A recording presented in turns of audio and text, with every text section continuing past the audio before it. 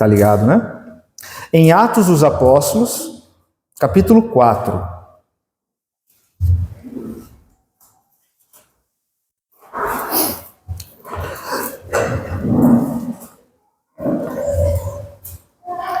Atos dos Apóstolos,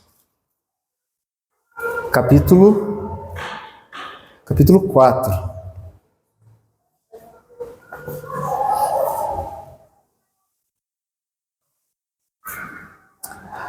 Nós iremos falar sobre testemunho fiel e corajoso. A Igreja de Cristo, ela tem que ser uma testemunha fiel e corajosa do Evangelho, do Reino de Deus. Nesse capítulo de Atos dos Apóstolos, nós vemos de forma muito evidente esse trabalhar do Espírito Santo na igreja, em especial na vida de Pedro e na vida de João. Nós vamos ler verso a verso, refletindo à medida que verso a verso nós iremos ler. Mas, meus irmãos, eu creio que esse texto ele destaca algo extremamente importante para esses tempos difíceis que estamos vivendo. Estamos vivendo o grande risco de perdermos nossa identidade e propósito como igreja. Talvez seja essa a maior crise que nós estamos vivendo em nosso país. Uma crise de fé que nos conduz a uma crise de amor. Apesar de tanta religiosidade, apesar de tantos evangélicos e ainda crescendo o número de evangélicos, mas há uma crise de alma muito forte em nosso país. Por quê? Porque talvez está em risco a nossa identidade e propósito como igreja. Eu digo como comunidade local ou como igreja brasileira no seu testemunho. A Igreja de Cristo ela é chamada para ser uma testemunha fiel e corajosa do reino de Deus. Depois de os apóstolos, pelo poder de Deus, depois de Pentecostes, se unirem como igreja, começarem a evangelizar e a curar toda sorte de doença e enfermidade, expulsar os demônios. Há a cura de um coxo no capítulo 3 de Atos, que pelo poder de Deus esse homem ele é curado. Há aquela famosa frase onde Pedro diz, eu não possuo nem prata nem ouro, mas o que eu tenho, isso eu te dou. Então, em nome de Jesus Cristo, o Nazareno anda, né? E aquele homem sai andando, sai correndo lá para o templo, começa a dizer e a proclamar os feitos de Deus na sua vida. E lá no templo, Pedro explica para aquelas pessoas o que acabara de acontecer. E aconteceu por causa da promessa de Jesus Cristo, o seu poder está se manifestando segundo a sua promessa. E ele chama aquelas pessoas à fé, ao arrependimento, porque eles fizeram parte, mesmo que foram omissos, fizeram parte daquela crucificação terrível que aconteceu com Jesus Cristo. E Pedro chama aquelas pessoas à fé, ao arrependimento, porque o poder de Deus está se manifestando, o poder de Deus está se manifestando porque a promessa foi cumprida, o Espírito Santo veio para que a gente dê testemunho de Cristo, crucificado e ressuscitado. E aqui está o poder da ressurreição. E todo mundo vê, louva a Deus, e fica aquele movimento, aquele burburinho. A liderança religiosa olha aquilo de nariz virado e não gosta muito disso, né? Mas, entramos aqui no capítulo 4. Depois de tudo isso que eu resumi, diz assim, falavam eles ainda ao povo, quem? Os apóstolos ainda estavam pregando, a igreja ainda estava ensinando sobre o reino de Deus. Falavam eles ainda ao povo, quando sobrevieram os sacerdotes, o capitão do templo, os saduceus, ressentidos ou incomodados por ensinarem eles, o povo, e anunciarem em Jesus a ressurreição dentre os mortos. Algo interessante aqui no livro de Atos, principalmente nesses capítulos que antecedem a perseguição da igreja. É o grupo que se forma contra a igreja. O grupo de inimigos que se tornam companheiros para combater o inimigo comum. Como dizem, inimigo do meu inimigo é meu amigo. Claro que isso não é verdade, mas é isso que está acontecendo. Esse grupo que se juntou, baseado em outros grupos, não se entendiam. Eram inimigos. Tanto os sacerdotes como os saduceus, como os fariseus, eles se odiavam. Eles tinham uma visão completamente diferente a respeito da fé. E principalmente os políticos e a liderança política da cidade. Mas é o que está acontecendo, esse povo está se unindo. Sacerdotes, liderança do Sinédrio, fariseus, capitão do templo e os saduceus, gente que se odiava. Inclusive, os próprios fariseus, eles saem do templo para fundar as sinagogas com o intuito de dizer que as coisas do templo estão indo de mal a pior. Os sacerdotes que estão lá não deveriam estar lá. Eles não têm mais aquela linhagem perfeita de Arão, ali é um acordo político. E eles, historicamente, sempre foram inimigos. Mas aqui estão unidos contra a igreja. E eles estavam incomodados porque, diz o texto, ressentidos na minha versão. Porque os discípulos, ou seja, a igreja, ensinava o povo e anunciava sobre Jesus. E em Jesus, a ressurreição dentre os mortos. Verso 3, os prenderam, previamente ali, uma prisão mais sofisticada, recolhendo-os ao cárcere até o dia seguinte, pois já era tarde. O que eles fizeram então? Ficaram furiosos com a igreja, porque na pregação da igreja tem um elemento que é destruidor daquilo que eles gostariam que todos acreditassem. Há uma mensagem muito poderosa, da qual eles não conseguiam executar. Eram pregadores, líderes que ensinavam. Porque na mensagem da igreja está declarada a verdade que vimos hoje no Salmo 63, que há coisas que valem mais do que a vida. Em nosso contexto, o que mais se escuta estamos aqui para salvar vidas, tanto no campo da ecologia, do meio ambiente, em todos os meios. Mas que vida? Que vida as pessoas estão tentando salvar? Irmãos, o Evangelho do nosso Senhor Jesus Cristo nos revela que assim como Ele morreu para nos tornar santos diante de Deus, nós cremos nisso, estamos dispostos a se entregar a isso. Estamos dispostos, pela fé, a seguir o caminho de Cristo, ao ponto de dar a nossa vida, para viver esta vida, essa graça que é melhor do que a vida existencial, esta vida que logo passa, essa vida da existência. Nós que cremos nisso, estamos dispostos a também morrer para trazer a verdadeira liberdade que há em Cristo a todos os homens. Jesus é quem chama, quem perder a sua vida irá achá-la.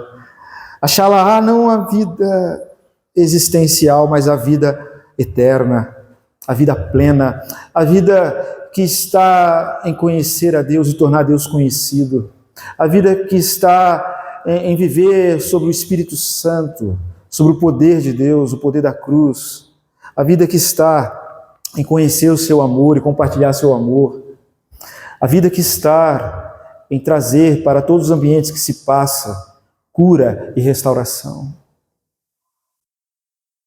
ao ponto de impactar a vida das pessoas. Sim, A vida é um bem supremo, a vida existencial, mas no Evangelho, a vida plena está no amor sacrificial, está no desapego a essa vida existencial. A vida eterna está em se desapegar da vida existencial para revelar um amor sacrificial para que possamos experimentar a vida plena e eterna.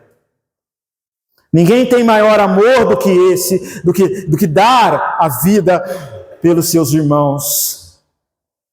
E não há morte que resiste a esta vida, e Jesus ressuscita, porque Ele vive essa vida plena que está além da vida existencial da qual nós tentamos preservar.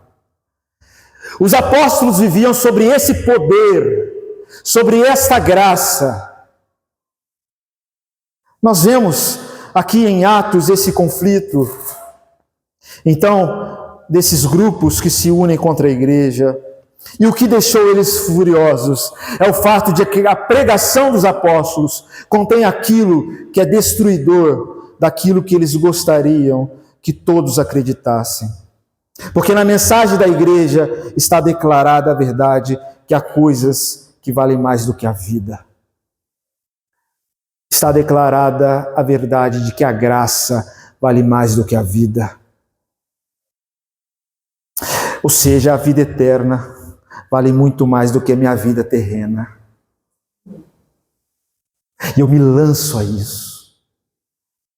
Eu me lanço a conhecer essa vida eterna, a proclamar essa vida eterna, que a gente vive no poder da ressurreição pela fé em Cristo Jesus.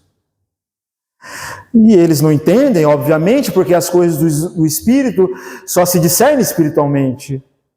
E eles ficaram ressentidos porque os discípulos ensinavam o povo, anunciavam o poder da ressurreição.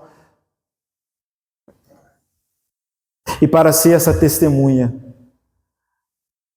de Cristo, aqui na terra, nessa existência, é preciso coragem. Eu creio que muitos de nós ainda irão ver pessoas sendo presas por aquilo que nós cremos. Talvez daqui a algum tempo falar sobre cura interior, como eu ensinei aos irmãos, pode ser um crime. Alguém pode dizer: você não tem direito de falar sobre a cura das emoções, sobre a cura da mente. Você não é um profissional da saúde. Sim, não vai demorar. Vai ser crime falar dessas coisas. De que Jesus cura verdadeiramente, plenamente, de que Ele liberta, do jeito que estamos. E por crerem em Cristo, por crerem no poder da ressurreição, por crerem sim no valor da vida, mas o verdadeiro valor da vida não está em existir, em preservar a existência. O valor da vida está em ser fiel a Deus na revelação de Cristo. Ser fiel a Deus vale mais do que a vida. Como vimos no Salmo 63, 3, porque a tua graça é melhor do que a vida, e por isso os meus lábios te louvam. A tua graça é melhor do que a vida, por isso que com coragem eu anuncio o poder da ressurreição, a vida eterna que há em Cristo, a fé, o arrependimento, o renovo, a restauração. Por isso que eu me lanço à pregação, por isso que eu me lanço à fidelidade, ao amor. Por isso que eu me lanço aonde eu jamais pela carne me lançaria, jamais Pedro e João iria para esse lugar e anunciaria com tanta coragem o reino de Deus. Por quê? Porque eles entenderam algo que é melhor do que a vida existencial. Eles conheceram, eles experimentaram o poder de uma vida que transcende essa vida existencial, que é o poder da graça, que é o poder da vida ressurreta de Cristo Jesus, que nós, pela fé, podemos experimentar. E eles com coragem estão anunciando isso. E isso deixa os terrenos ali, aqueles com mente terrena, apesar de serem religiosos, um tanto confusos. E prenderam, verso 3, levaram para um cárcere até o dia seguinte, pois já era tarde. Verso 4: muitos, porém, dos que ouviram a palavra, a aceitaram, subindo o número de homens a quase 5.000. Podemos aí colocar aí 12, 15 mil, juntando com mulheres e com crianças. É o poder de Deus se revelando.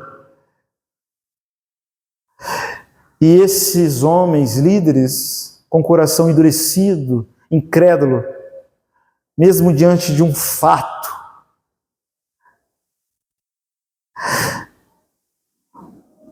o coxo foi curado, o poder de Deus se manifestou, mesmo diante de um fato, estão incrédulos.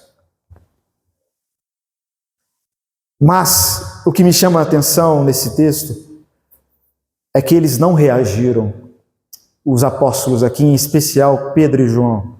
A gente sabe como é que era o espírito de Pedro. Quando foram tentar pegar Jesus, Pedro já foi com a espada aí, com certeza tentar cortar a cabeça do soldado e pegou na orelha, porque ninguém mira a orelha de alguém, né? João, que era filho do trovão, antes de ser cheio do Espírito Santo. E aqui é diferente. Ao invés de partir para o confronto, e tinha uma multidão de gente ali, tinha um exército, 5.000 homens. Vamos fazer uma revolução aqui. Não. Eles se submetem. Olha o verso 4. Muitos, porém, dos que ouviram a palavra, obrigado, irmã, aceitaram. 5.000 homens, né, aceitaram essa palavra. Verso 5. No dia seguinte, se reuniram em Jerusalém as autoridades, os anciãos e os escribas, e com o sumo sacerdote, Anás, Caifás, João, Alexandre e todos os que eram da linhagem do sumo sacerdote. Verso 7. E pondo-os perante eles, os arguíram, dizendo: com que poder, ou em nome de quem fizeste isto? Com que autoridade vocês estão fazendo o que estão fazendo, causando esse reboliço aqui na nossa cidade? O que eles estão dizendo aqui, essas autoridades? Quem deu alvará para vocês ensinarem essas coisas? Falarem sobre isso? Falar que a palavra de Deus é capaz disso e daquilo? Falar que Jesus Cristo ressuscitou? Falar que há poder no sangue de Cristo, que há a promessa do Espírito Santo? Com que autoridade? Quem deixou vocês fazerem isso? Vocês têm que passar pela gente aqui. Quando uma autoridade ou um governo, com uma motivação, seja ideológica, qualquer, ou pelo incômodo da mensagem e da doutrina, que vai, sim, muitas vezes de encontro com a cultura. Quando você não consegue bloquear de forma direta pela mensagem, pelo argumento, qual a pergunta que se faz? Que autorização você tem para fazer isso? Você tem licença para falar essas coisas? Você fez faculdade para falar isso? Você está sob a orientação do MEC para falar isso? Não estou dizendo que isso seja errado. Por uma questão de ordem, em muitos casos, isso é necessário. Mas a pergunta, com que autoridade você faz, principalmente quando se trata aqui, nesse contexto da pregação do Evangelho, ela é uma pergunta que procura garantir a autoridade de alguém que está se sentindo ameaçado. Porque de fato eles estavam sendo ameaçados diante do povo. É isso que está acontecendo. Essas autoridades estavam se sentindo ameaçadas em perca de prestígio. E a mensagem da ressurreição do corpo, o milagre do coxo que foi curado, a forma como que aqueles homens, Pedro, João e tantos outros, pregavam com autoridade, com veemência, era tão viva, e eles não tinham essa vida. O que fazer então? O que fazer diante dos milagres? Os milagres que estão acompanhando a mensagem lançam por terra em tudo que justifica a autoridade que eles mantêm sobre o povo. O poder do Evangelho lança por terra, escancara para eles: vocês não têm autoridade. Aí vem a pergunta: que autoridade vocês têm para fazer o que vocês estão fazendo? Quem deu autoridade? Quem deu licença? Os líderes de Israel somos nós. Somos nós. E vocês não têm autoridade.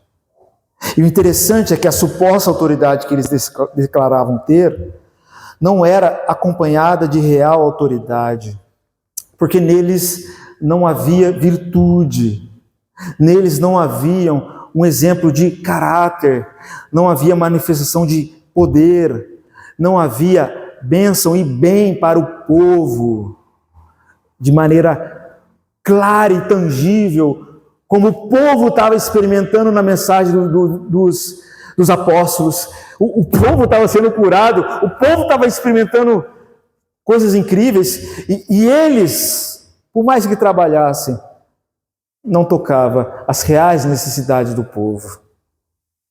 Eles não cuidavam verdadeiramente dos necessitados. Neles não tinham verdadeiramente unidade e amor. Não tinha. Pelo contrário, brigavam entre si, com ideias, interpretações erradas, principalmente em torno da palavra de Deus, se orgulhavam de suas interpretações, e o povo sofria porque ficava no meio dessa bagunça, como muitos da igreja brasileira estão, no meio de uma bagunça de divisões, de homens orgulhosos, que não se submetem a Cristo e com humildade lutam pela unidade, mas ficam sempre presos em seus argumentos, em seus orgulhos, interpretativos até da palavra. E o povo que sofre com isso. Porque não há poder numa mensagem evangélica se não há virtude sendo demonstrada. Ou seja, não há poder numa igreja se não há unidade. Não há poder na pregação se não há vida de devoção ao Senhor. Não há. Tudo é uma bagunça. E o povo meio que sentia essas coisas. E o que mais incomodava essas pessoas era que eles reconheciam que aquela fala, a fala dos apóstolos, tinha verdadeira autoridade e era acompanhada de virtude e de manifestação de poder. Isso que incomodava eles. Não é que eles não reconheciam, não, eles reconheciam, é isso que incomodava. Essa inveja. Então, tente imaginar o incômodo de você dizer para o povo: olha, eu sou a autoridade, eu sou o mestre de vocês. E essa pessoa que não tem autoridade nenhuma, fala de um jeito que eu não consigo falar, faz coisas que eu não consigo fazer. Como que eu vou me manter no poder? O único jeito é suprimi-los, ou como dizem hoje, cancelar. Mas grande parte dos problemas que nós vamos enfrentar, estamos enfrentando, é porque a igreja tem a capacidade de olhar pelo poder de Deus para esse mundo e falar com uma voz de real autoridade e demonstrar com gestos concretos que Jesus Cristo é Senhor e há coisas que são melhores do que a vida. Aí está o poder da mensagem evangelical. Em meio aos problemas, e haveremos de ter problemas, como a igreja primitiva tinha problemas, a igreja verdadeira, ela tem a capacidade, dada pelo Espírito Santo de Deus, de olhar para essa era, esse mundo, e falar com uma voz de autoridade, com gestos concretos de fé, que quando Jesus Cristo é Senhor, de fato, há coisas que valem mais do que a vida. E na luta pela fé, pelo amor, pelo cuidado do próximo, estamos dispostos a oferecer a própria vida em oferta. E isso, em algum modo, vai incomodar profundamente as autoridades, porque eles não têm condições de falar com autoridade, eles não têm condições de falar com virtude. Não há verdade neles, não há autenticidade, e não há uma boa obra, porque fazem tudo por interesse, tudo para dominar sobre o outro, não agem com ações de desprendimento e de sacrifício, não são pessoas dispostas a entregar suas próprias vidas àquele que de fato é soberano. E é isso que está acontecendo aqui, esse choque de realidade, é esse testemunho que deve acontecer em nossa realidade. Um testemunho do Evangelho forte, firme, ao ponto das pessoas dizerem e experimentarem a respeito de nossa mensagem, da maneira como nós vimos, que há coisas que são melhores do que a vida existencial, de que a graça é melhor do que a vida.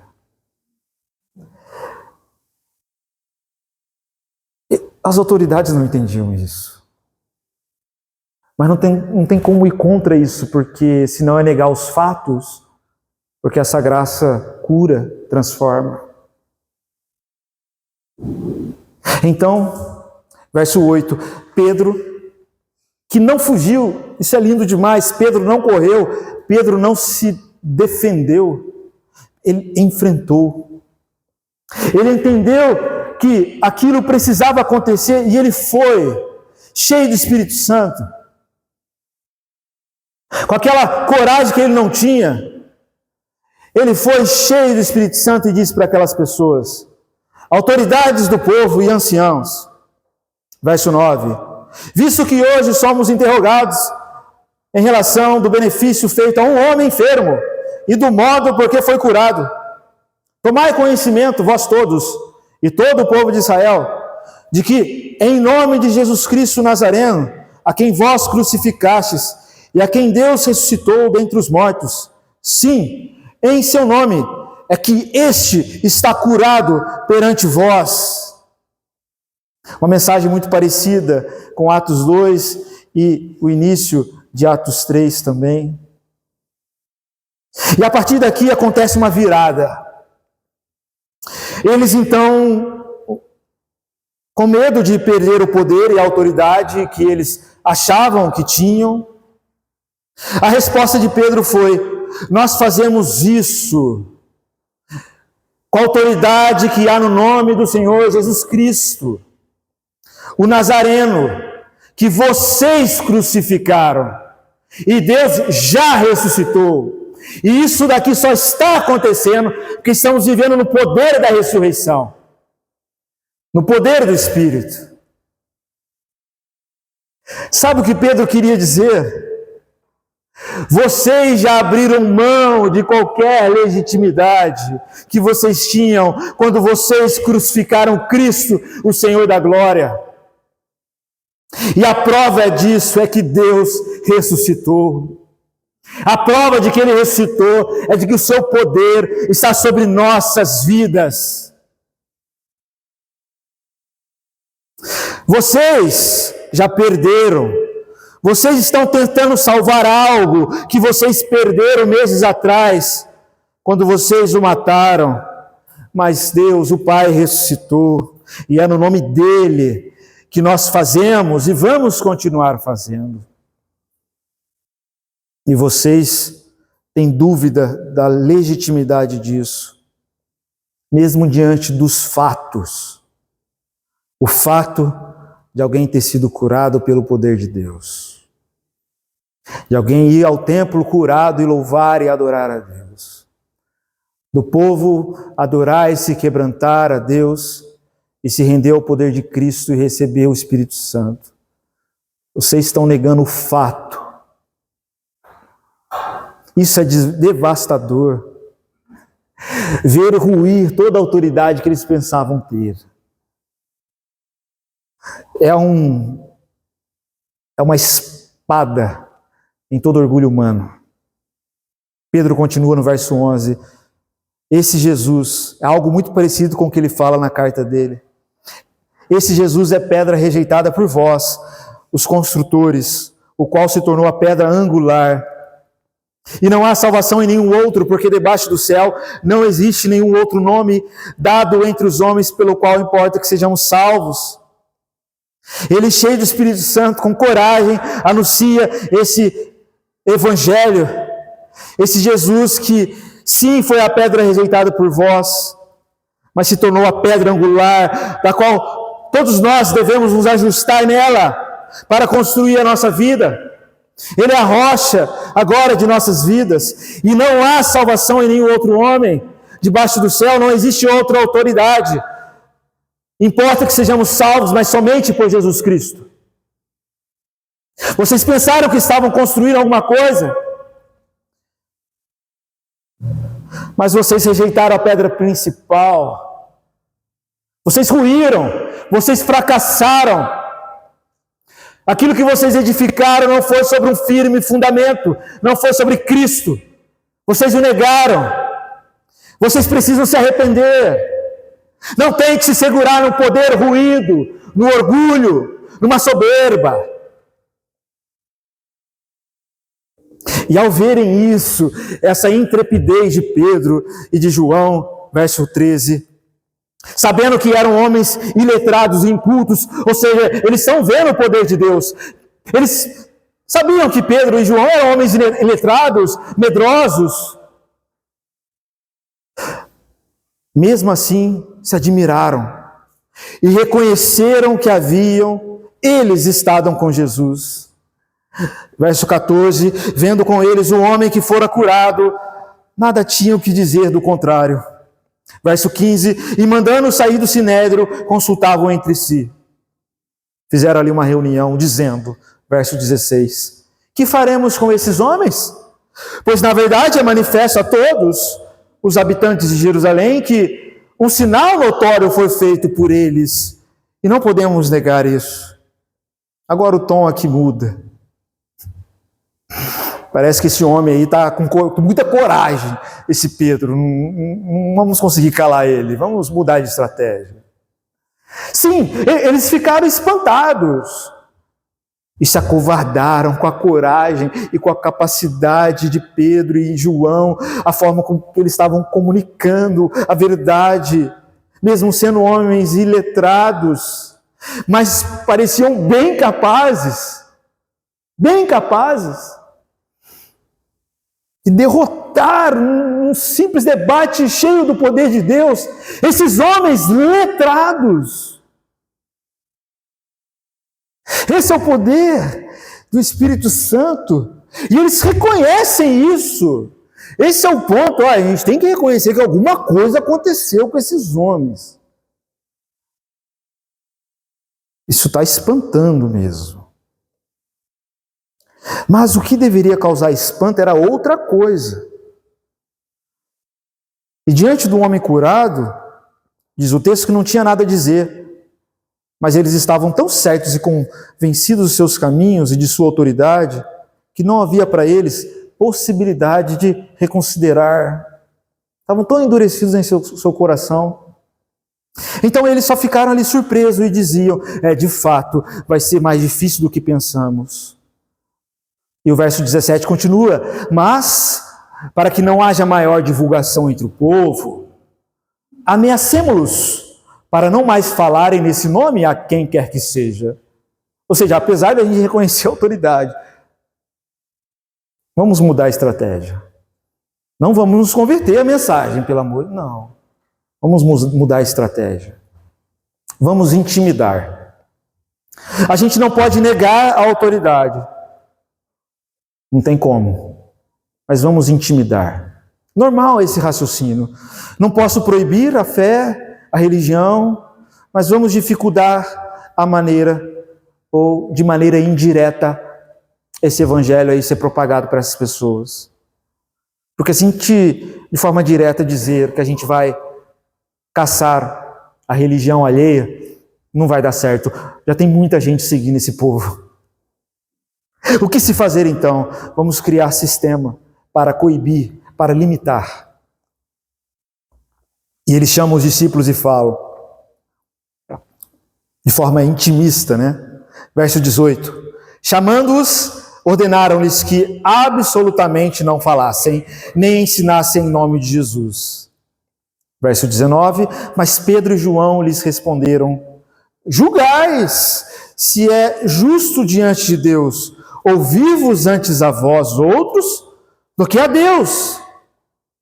Pois nós não podemos deixar de falar das coisas que vimos e ouvimos, daquilo que entrou em nossa alma, como vimos hoje pela manhã. Não!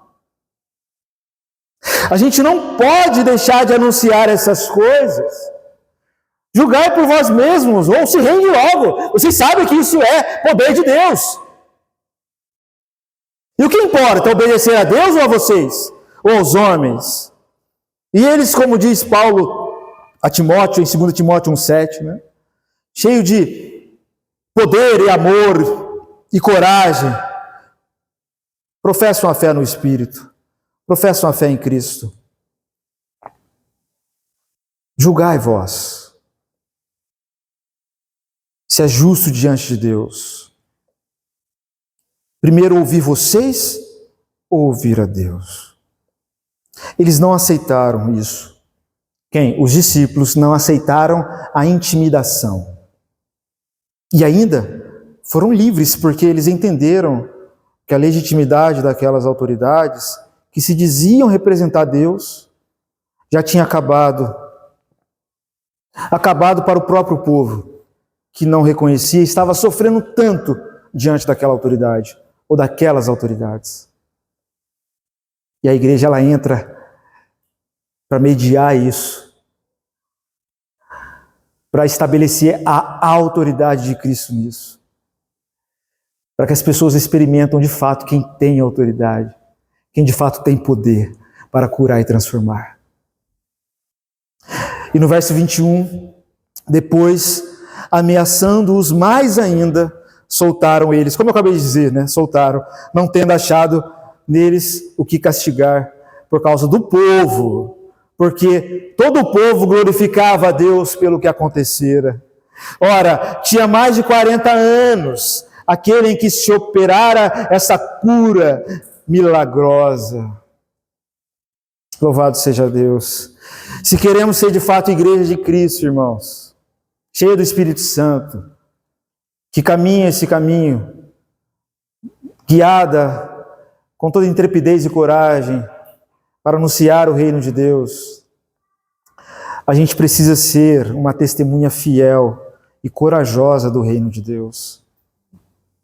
Se não for assim, a gente está naquele grupo de risco, daqueles que por medo, por ansiedade, por preguiça, por expectativas e frustrações das expectativas, por apegos, ficaram presos em si mesmos e não cumpriram o propósito de nossas vidas segundo a fé.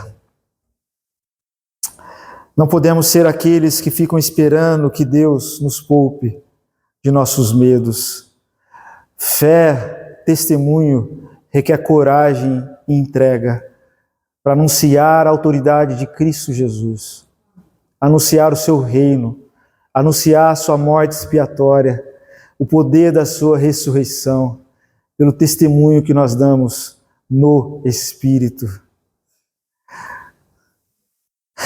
Precisamos viver isso. Precisamos de fé para fundamentar as nossas convicções. Precisamos de coragem para nos entregarmos ao testemunho de que Cristo é o Senhor e entender que isso custará tudo. Isso é o ser testemunha, é testemunhar algo de quem está pronto a dar a vida para tornar esse algo conhecido. A palavra testemunha é a mesma da palavra mártir. E aqui nós vemos essa vida que está além da vida existencial, essa graça que é melhor do que a vida, na vida dos discípulos, que com intrepidez e coragem sem medo de morrer, anunciam o reino de Deus. Olha uma definição de coragem num livro Ortodoxia, muito interessante, que diz assim: coragem é quase uma contradição em termos. Significa um forte desejo de viver que toma a forma de uma disposição para morrer. Quem perder a sua vida, salva-la-á. Nesse paradoxo está todo o princípio da coragem. Por exemplo, continua aqui Chesterton. Ele vai citar o exemplo de um soldado. Um soldado cercado por inimigos. Se quiser achar uma saída, ele precisa combinar um forte desejo de viver com uma estranha despreocupação com a morte. Ele não deve simplesmente agarrar-se à vida, pois então ele será morto em sua covardia e não escapará da morte. Ele não deve simplesmente aguardar a morte, pois então será suicida. Ele deve buscar a vida no espírito de furiosa indiferença diante dela. Deve desejar a vida algo precioso, mas isso se dá no enfrentamento de seus medos, e principalmente o medo da morte. Uma boa definição de coragem, que nós vemos de maneira muito clara na palavra de Deus. Na vida de Pedro. Pedro precisou de coragem para enfrentar os seus medos.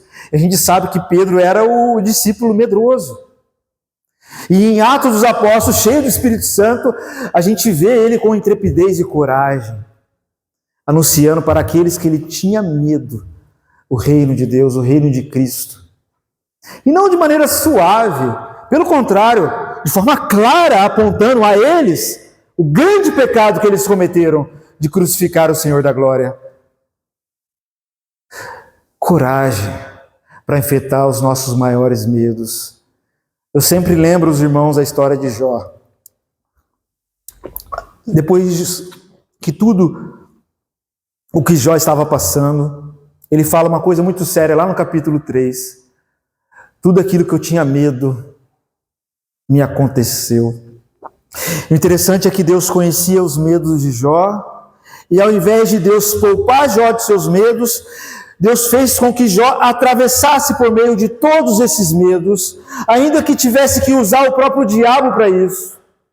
Deus vai atravessar conosco através de nossos medos, essa é a promessa do Salmo 23. Ele sai conosco no caminho do vale da sombra da morte. É esse caminho que o próprio Cristo experimentou, mesmo naquele sentimento confuso de abandono. Deus meu, por que me desamparaste? Mas ele foi amparado pelo Pai. Pai, a ti entrego o meu espírito.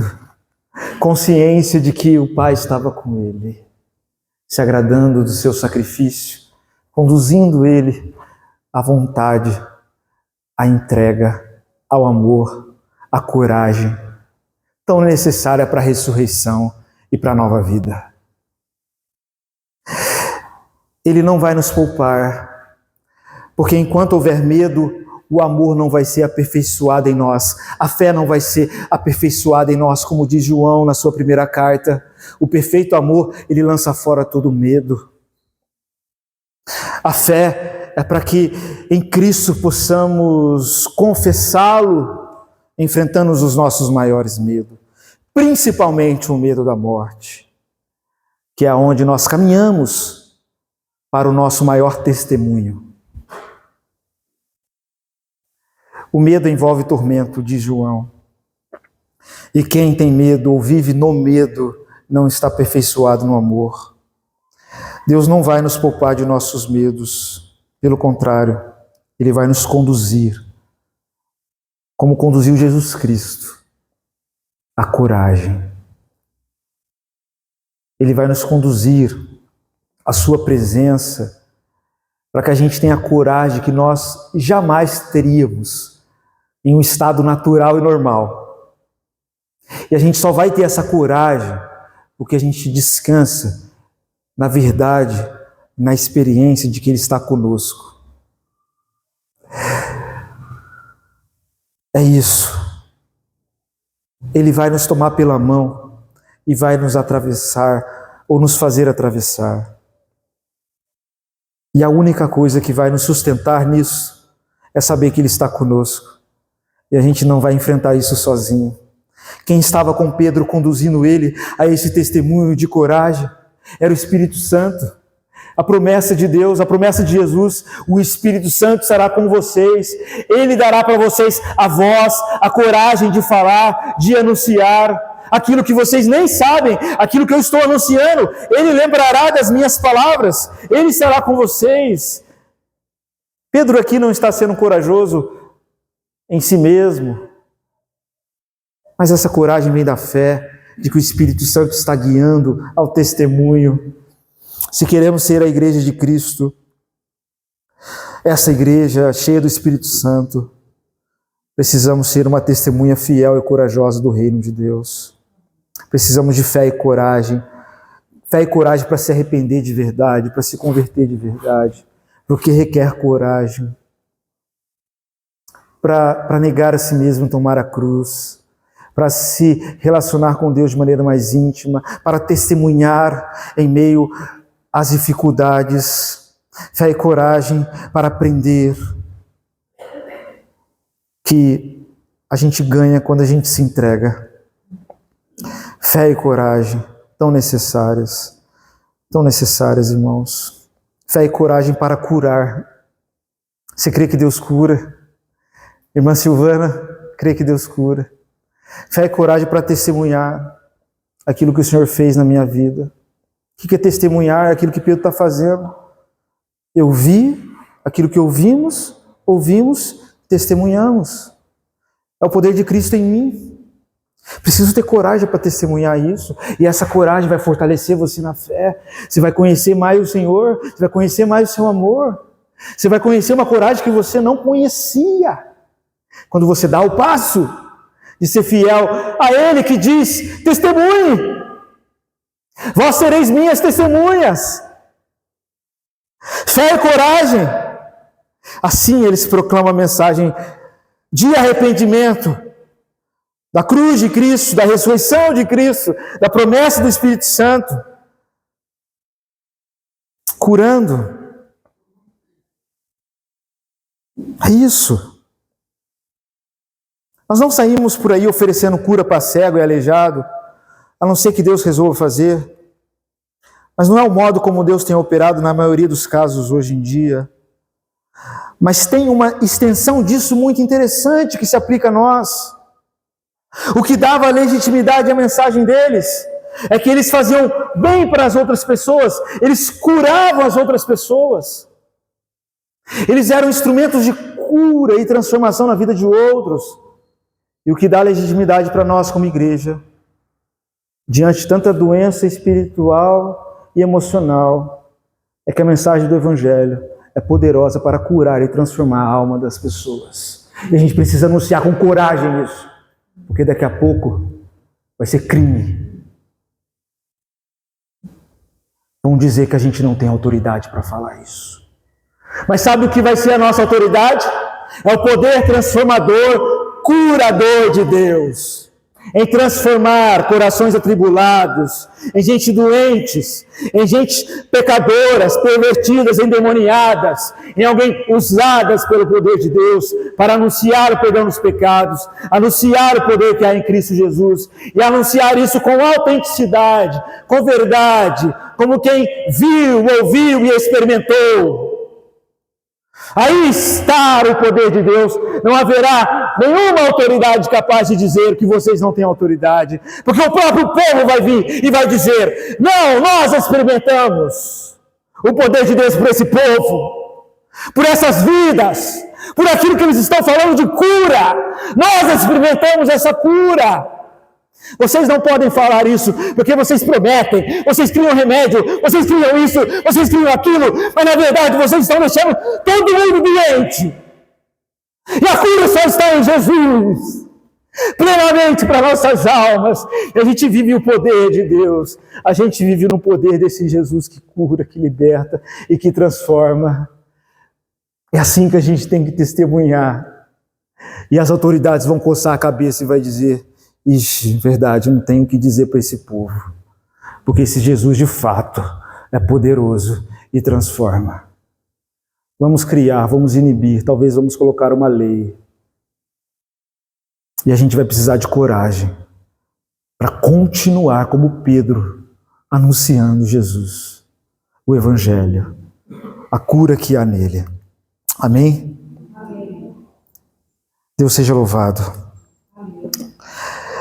Esse é o chamado de Deus para nossas vidas, irmãos. Um testemunho de fidelidade e coragem. Esse é o poder da ressurreição. Esse é o poder que Pedro e João experimentaram e que está disponível a nós. Se nós pedirmos, suplicarmos e buscarmos essa intimidade, essa vida que é melhor do que a vida existencial, essa vida eterna, essa graça que é melhor do que a vida. Vamos pedir isso, essa graça ao Senhor, esse renovo de vida ao Senhor, para que possamos ser, de fato, testemunha, uma igreja que testemunha com coragem e com fidelidade.